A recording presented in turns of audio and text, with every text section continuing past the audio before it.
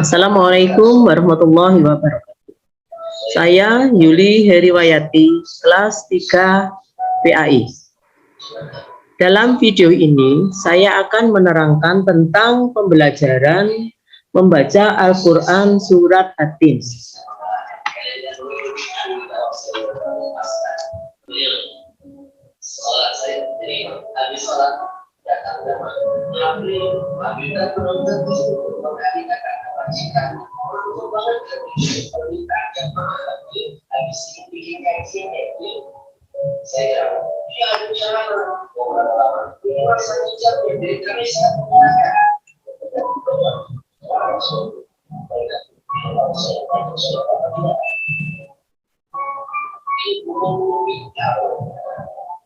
Waras lagi, berada Tuhan yang berbicara, pada Tuhan yang menerima kamu ada atasan, pasti dan kamu memberikan buat sehatmu.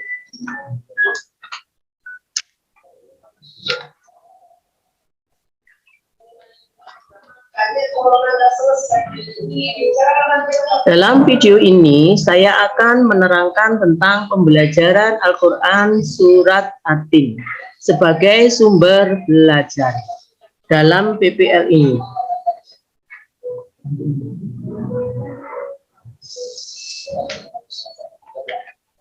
Mengaji Surat At-Tin. Manusia adalah makhluk Allah yang paling mulia. Allah menciptakannya dengan bentuk jasmani yang indah. Allah juga membekali manusia dengan akal dan pikiran agar mereka dapat menggunakannya untuk kebaikan. Jika ada manusia yang menggunakan akalnya untuk kejahatan, ia akan menjadi manusia yang hina. Apapun bentuk jasmani kita, sudah seharusnya kita syukuri. Anggota tubuh pemberian Allah ini hendaknya kita gunakan untuk kebaikan. Apalagi kita sudah diberi akal pikiran yang dapat membedakan mana yang baik dan mana yang buruk. Membaca Surat At-Tin. Al-Quran adalah mukjizat terbesar dan teristimewa yang diterima oleh Nabi Muhammad SAW. Barang siapa yang membaca dan mengamalkan isinya tergolong manusia beruntung dan istimewa. Mengapa? Karena membaca satu huruf saja, Allah beri pahala 10 kebaikan. Dan Allah akan mengangkat derajat orang-orang yang selalu membaca dan mempelajari isi kandungan Al-Quran dan mengamalkannya dalam kehidupan sehari-hari. Tata cara membaca Al-Quran dimulai dengan isti'adzah, yaitu ta'awudz, dan basmalah. Kemudian cermati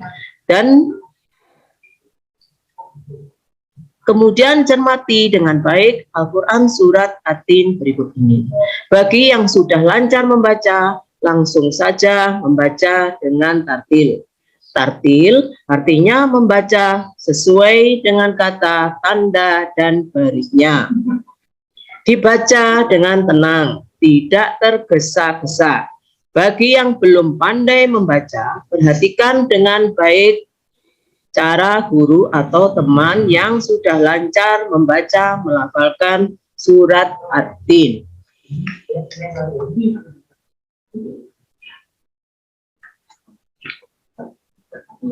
Isi materi Surat At-Tin yaitu membaca Surat At-Tin, menghafal Surat At-Tin, menulis Surat At-Tin, dan makna kandungan Surat At-Tin.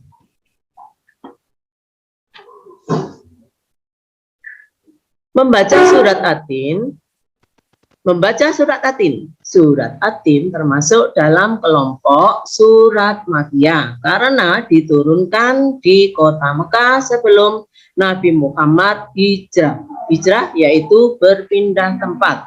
Surat At-Tin terletak pada juz 30 dan merupakan yang ke-95. Surat ini terdiri dari 8 ayat.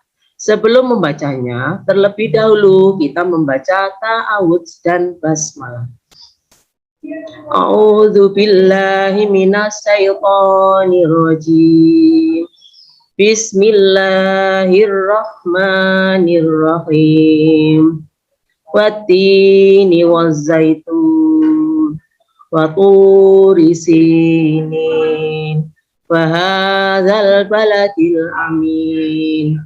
Laqad khalaqnal insana fi ahsani taqwim. Tsumma radadnahu asfala safilin. Illal ladzina amanu wa 'amilus solihati falahum ajrun ghairu mamnun. Wa ma yukadzibuka ba'du biddin. Alaihissallahu bi ahkamil hakimin. Shadaqallahul azim. Ikuti langkah-langkah cara belajar membaca Al-Quran yang mudah berikut ini. Yaitu 1. Perhatikan tanda baca fathah, tanda baca kasroh, dan tanda baca dhamma, tanda baca sukun, dan tanda baca tasdid pada huruf Al-Quran. Contoh huruf bertasdid dibaca adda. Alif fathah, dal tasdid fathah dibaca adda. Bacalah dari sebelah kanan dengan suara yang jelas, bukan hanya dalam hati. Huruf yang tidak berharokat atau bertanda baris tidak dibaca. Contoh wattini, bunyi wa langsung dihubungkan ke huruf tak bertasdid dibaca watti. 5. Perhatikan perubahan syakal dan huruf-hurufnya. 6. Cermati gurumu ketika membaca dan melafalkan ayat Al-Quran. Bacalah berulang-ulang sampai lancar.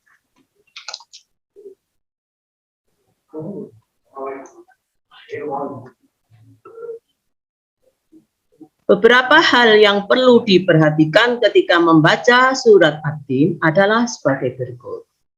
1. Terdapat bacaan qalqalah, yaitu ketika ada huruf qalqalah mendapatkan harokat sukun. Cara membacanya harus dipantulkan. Perhatikan beberapa contoh di bawah ini. Terdapat pada kalimat summa rodadnahu. Laqad. Jadi huruf dal bertanda baca sukun, membacanya memantul karena termasuk bacaan qalqalah. Dalam kalimat taqwim khalaqna, karena huruf o berharokat sukun, jadi membaca huruf o harus memantul. 2. Tanda baca mat juga banyak terdapat dalam surat Ad-Din.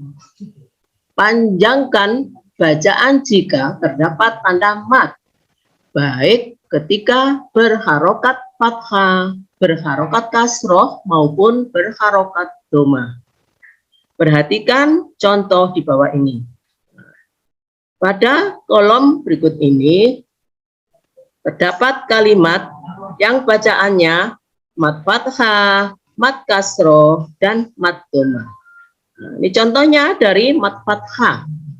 Laqad khalaqnal insana. Nah, di situ terdapat pada huruf sin bertanda baca fathah, di depannya ada huruf alif, maka membacanya dipanjangkan. Ya. Ini termasuk mat tobi'i, panjang 2 harokat. Sekarang yang mat kasroh, wattini. Nah, di sini huruf ta kasroh, di depannya ada ya sukun, maka membacanya huruf ta dibaca panjang 2 harokat. Dan mat dhamma. Di sini terdapat juga bacaan panjang 2 harokat atau mat tobi'i. Illal ladzina amanu. Nah, di situ ada huruf nun dhamma, di depannya ada wawu sukun, maka huruf nun dibaca panjang 2 harokat.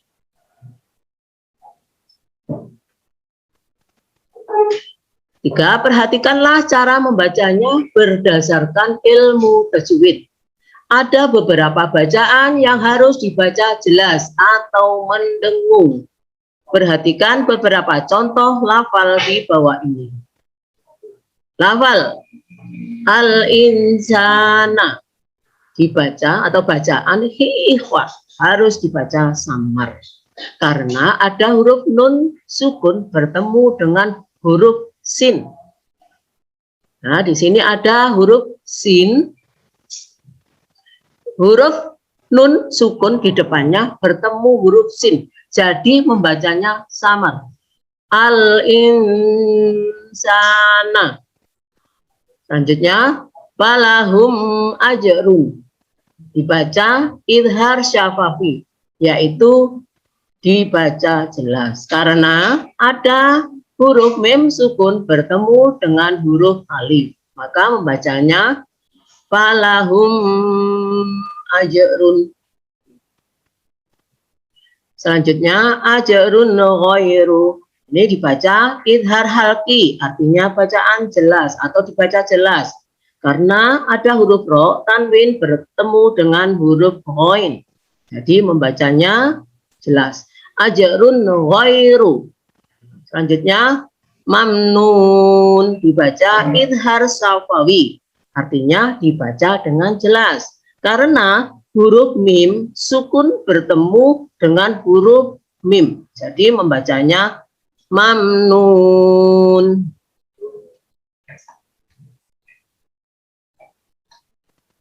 Sekarang cara menghafal surat At-Tin dengan cepat. Surat At-Tin termasuk kelompok surat-surat pendek. Jumlah ayatnya yang sedikit menjadi tidak sulit untuk menghafalnya. Bacalah berulang-ulang dengan fasih dan mulailah dengan ayat yang pertama. Wattini wazzaitun.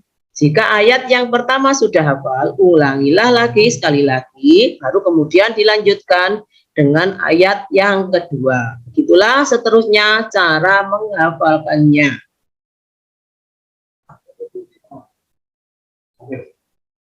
Sekarang kita belajar menulis surat At-Tin.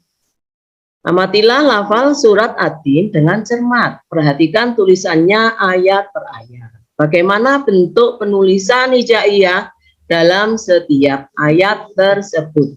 Cermatilah setiap perubahan bentuk hurufnya, baik ketika berada di depan, di tengah, maupun di belakang.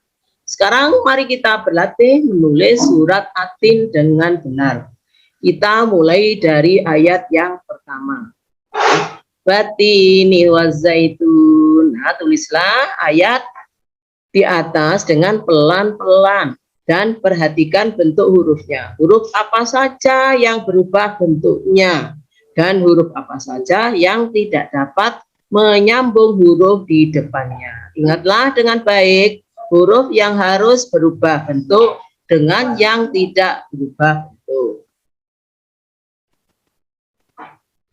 Setelah lancar menulis ayat yang pertama dan ingat perubahan bentuknya. Sekarang kita mulai menulis ayat yang kedua. Mulailah menulis ayat yang kedua dengan hati-hati. Perhatikan dengan cermat bagaimana lakukan bentuk hurufnya, jumlah titiknya, dan penempatan harokat sesuai dengan bunyi lafalnya. Cermatilah bagaimana perubahan bentuk hurufnya ketika bersambung dengan huruf lainnya. Mudah bukan menulis kalimat surat At-Tin, anak-anak? Setelah kamu dapat menulis kedua ayat tersebut dengan benar, lanjutkanlah dengan ayat yang ketiga dan seterusnya. Lakukanlah dengan cermat seperti ketika menulis ayat pertama dan kedua. Jika sudah selesai, mintalah gurumu mengoreksi tulisanmu. Selamat menulis surat At-Tin.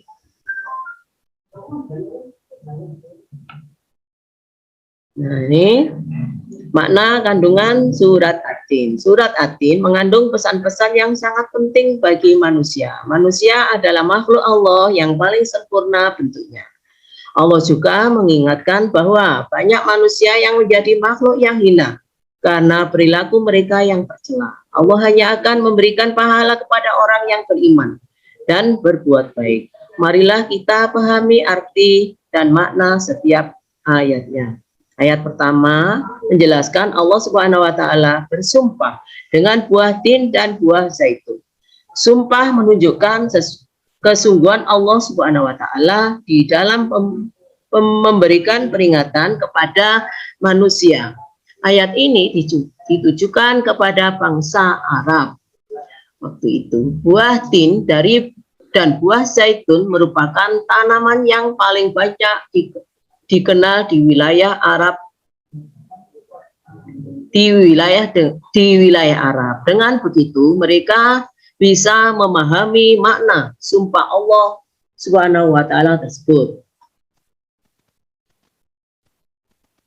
Ayat kedua juga merupakan sumpah Allah Subhanahu wa taala yang menggunakan nama gunung, yaitu Gunung Sinai. Gunung Sinai adalah tempat ketika Nabi Musa alaihissalam mendapatkan wahyu dari Allah berupa kitab Taurat. Ayat yang ketiga juga masih menunjukkan sumpah Allah Subhanahu wa taala yang menggunakan nama kota Mekah yang dijamin keamanannya oleh Allah Subhanahu wa taala. Mekah adalah kota yang mulia karena sebagai kota kelahiran Nabi Muhammad SAW dan tempat Ka'bah atau Baitullah. Keempat nama yang digunakan sebagai sumpah Allah Subhanahu wa taala yaitu buah tin, buah zaitun, Gunung Sinai, dan kota Mekah adalah nama-nama yang sudah dikenal masyarakat Arab. Hal ini untuk memberikan penegasan kepada kaum Quraisy bahwa mereka sedang diingatkan oleh Allah Subhanahu wa taala agar menjadi manusia yang mulia. Ayat keempat menerangkan bahwa manusia diciptakan oleh Allah Subhanahu wa taala dengan bentuk yang sempurna. Melalui ayat ini Allah mengingatkan kepada manusia agar senantiasa bersyukur kepada Allah Subhanahu wa taala. Ayat kelima merupakan peringatan dari Allah bahwa meskipun manusia memiliki bentuk yang sempurna, dia dapat menjadi manusia yang rendah, manusia yang tidak menyadari kesempurnaannya sebagai makhluk, akan mudah dipengaruhi oleh hawa nafsunya yang menyebabkan perbuatan jahat. Kejahatan dan kemaksiatan itulah yang menyebabkan manusia jatuh ke dalam penghinaan. Ayat ke-6 menjelaskan bahwa manusia yang jatuh dalam penghinaan adalah mereka yang beriman dan mengerjakan kebaikan. Mereka ini akan diberikan oleh Allah Subhanahu wa taala pahala yang tidak terkira. Dengan demikian, keimanan dan amal soleh dapat meringankan derajat manusia. Kejahatan dan kemaksiatan dalam merendahkan martabat manusia. Ayat ke-7 ditujukan kepada orang-orang yang tidak mau beriman dan mengerjakan kebaikan. Mengapa mereka tidak mempercayai hari pembalasan, padahal Allah sudah memberikan keterangan dan bukti yang jelas. Ayat yang terakhir atau ke-8 ini menyatakan dengan pertanyaan bahwa Allah adalah Tuhan yang maha adil dalam memberikan pembalasan. Orang-orang yang beriman kepada Allah, memperbanyak amal kebaikan akan mendapatkan pahala yang banyak. Sebaliknya, orang-orang melakukan kemaksiatan dan kejahatan bagi mereka tempat yang hina, baik di dunia maupun di akhirat. Berdasarkan arti dari surat At-Tin di atas, kandungan materinya dapat disimpulkan sebagai berikut. 1. Manusia adalah makhluk Allah yang paling sempurna. 2. Manusia dapat jatuh menjadi makhluk hina karena perbuatannya sendiri. 3. Allah memuliakan dan memberikan pahala berlipat ganda pada orang-orang yang beriman dan mengerjakan amal kebaikan. 4. Orang-orang yang tidak mempercayai atau mendustakan Allah akan mendapatkan pembalasan pada hari akhir.